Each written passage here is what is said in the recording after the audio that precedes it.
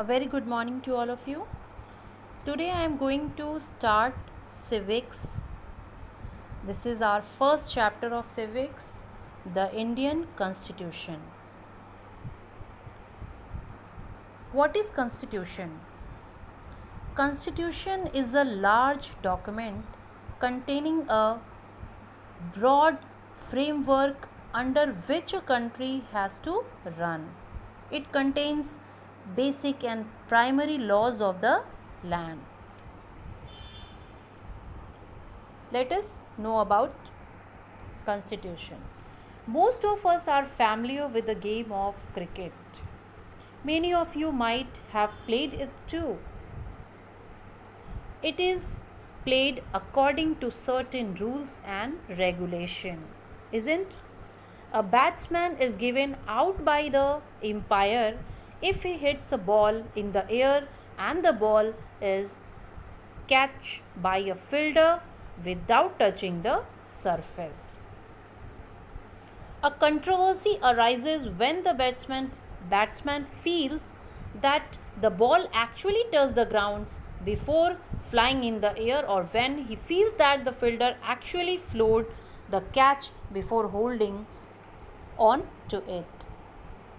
The decision of the umpire is final and the batsman has to follow his decision. If the decision of the umpire was not considered final and respected by all the players, utter confusion and chaos would have followed. Similarly, all games have certain rules according to which they are played. Rules are different for different games. This is the example. This is the example of how our constitution or how our government is work. Likewise, people living in large societies have to follow certain rules and regulation. In large societies, different communities of people live together. Their interests and aspirations vary. What is advantageous for a particular community might be disadvantages for another. Most often, their interests and aspirations clash. To avoid a conflict, all the people of a society have to follow certain rules which are formulated through a consensus. In modern countries, these rules based on consensus are written down in a document. A written document in which we find such rules is called a constitution. Now, let us know why is a constitution needed by a country? Why it is important for any country? Most of the countries in the world have a constitution. Most of the constitutions are written like those of India and the US. Some countries like England have an unwritten constitution. They follow rules and regulations based on convention and tradition. Almost all democratic countries have a constitution.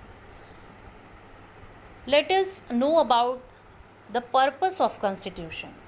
The constitution serves many purposes. First, it lays down certain ideals explaining the basic structure of the fundamental nature of our society. Various communities having different interests and aspirations live in a country. Their ideals and beliefs may be opposite or contrary. A constitution contains a set of fundamental ideals and principles that all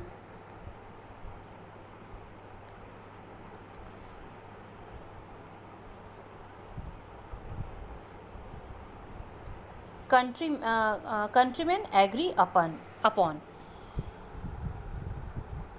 This includes the way a country is to be governed, the ideals and principles that have to be followed by all citizens. In other words, a constitution lays out the type of polity and society of a country. These are explained in the preamble to the constitution. Let us understand the above concept by going into the recent history of Nepal, our neighboring country in the north. Until very recently, Nepal was a monarchy. Do you know what is monarchy? Yes, in previous class you learn about it. All powers were concentrated in the hands of a king who ruled with the help of a council of ministers. The previous constitution adopted in 1990 confirmed and restated the fact that the king was the final and supreme authority. The movement for democracy in Nepal, which had been continuing since 1990, gained crucial momentum in 2006 under the combined leadership of seven-party alliance, which is also called SPA. The reinstitution of the parliament was accepted by the SPA, which declared that GP Koirala led the new government.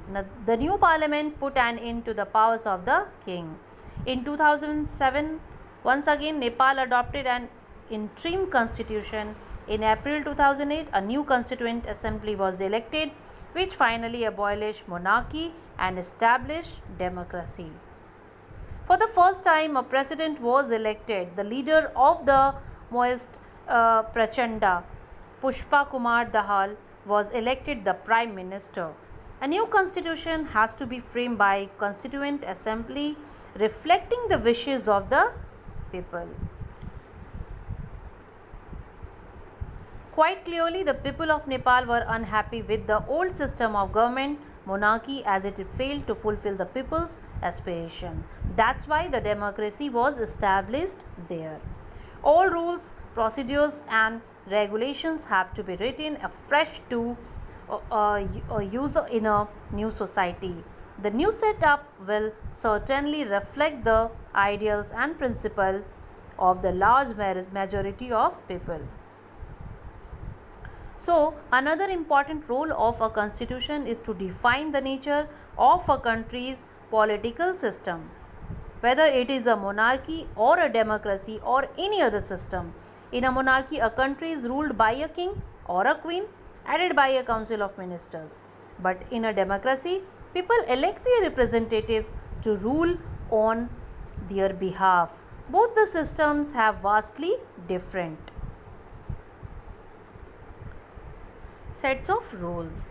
The constitution of a democratic country plays a vital role as it explains the power and function of various organs and branches of the government. It is the vast containing minute details. For example, Nepal has to frame a new constitution as it has recently become a democracy from a monarchy.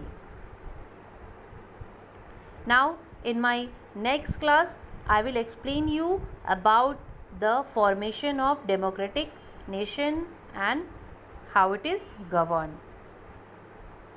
Thank you.